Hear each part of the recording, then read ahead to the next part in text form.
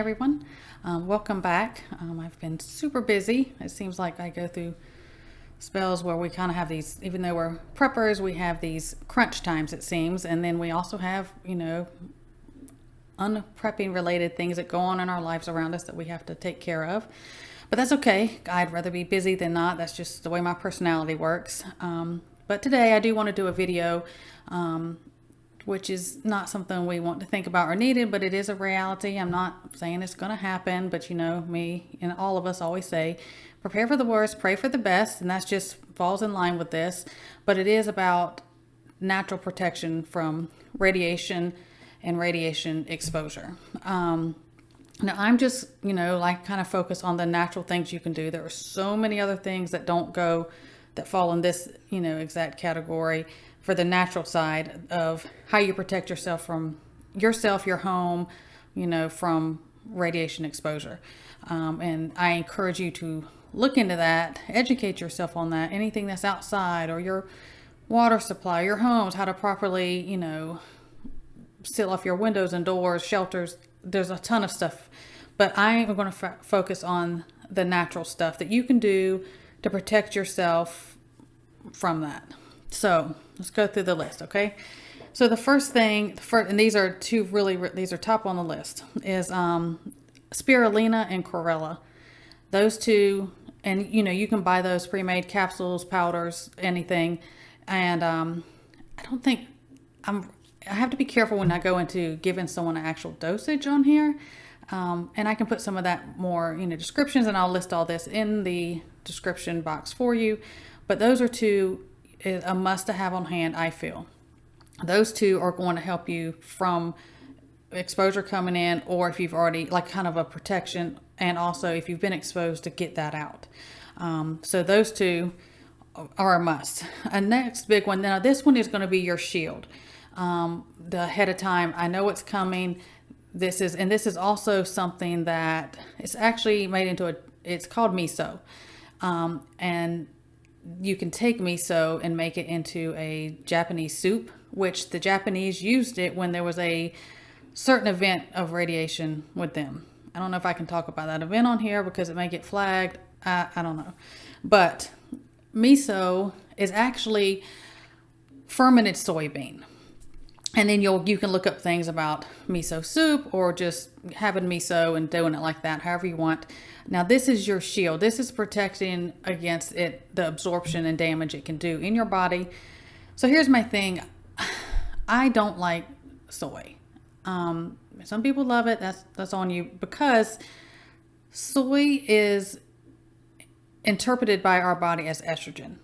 And if you are estrogen dominant or have different hormonal type things that are dealing with stuff like that, you don't want extra estrogen. And then the whole soy boy term, men, there's an issue also if men get too high of estrogen. Our body interprets soy as estrogen.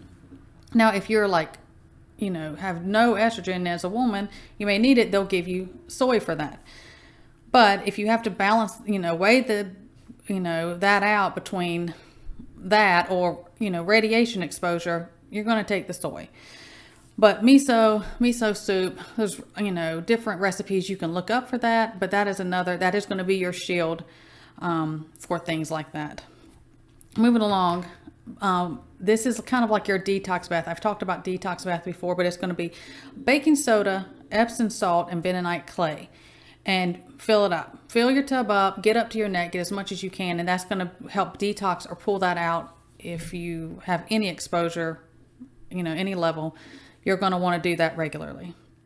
And I've talked about doing baking soda and water. That helps with detoxing and balancing your pH. But again, like I've said in my other one, if you have problems with high blood pressure and ingesting baking soda aggravates your blood pressure, don't ingest baking soda orally. Keep doing the baths, draw it out. Now for some of your spices and herbs and stuff like that, turmeric's wonderful for so many things. But turmeric, cilantro is going to help detox that out the same way it does taking cilantro for heavy metal detox. So that's a good one. Unfortunately, I cannot take cilantro, so y'all can have all mine, but it's really good for this one. And then there's a buckwheat, and there is a dish you can make that is buckwheat, brown rice, and miso, which is also happens to be a dish that you use for people with leukemia, but it helps with radiation, helping detox it, help shielding against that. Seaweed, all your sulfur vegetables, cabbage, broccoli, cauliflower, all your sulfur vegetables are a good shield and detox for radiation. And ginkgo biloba, which I talk about all the time, how it's so good for your brain.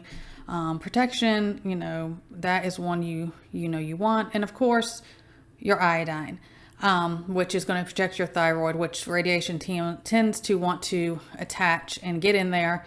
Now, okay, with the iodine, there are, when people would have radiation exposure, poisoning, or anything, there's a prescription iodine capsules.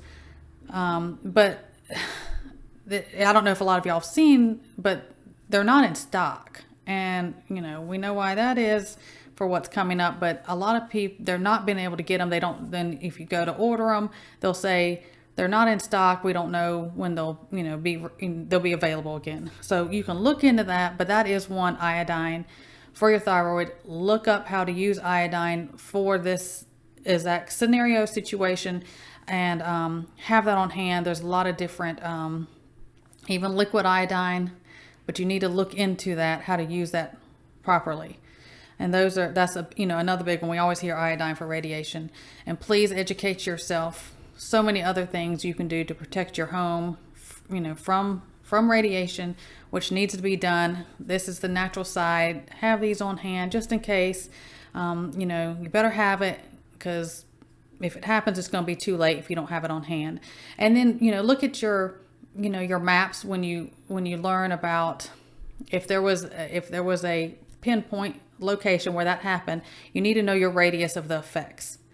Looking at, and so if something comes and happens, you need to know where your location is from the point of where it happened, and know what you need to start doing immediately, and how quickly it takes for that to move out.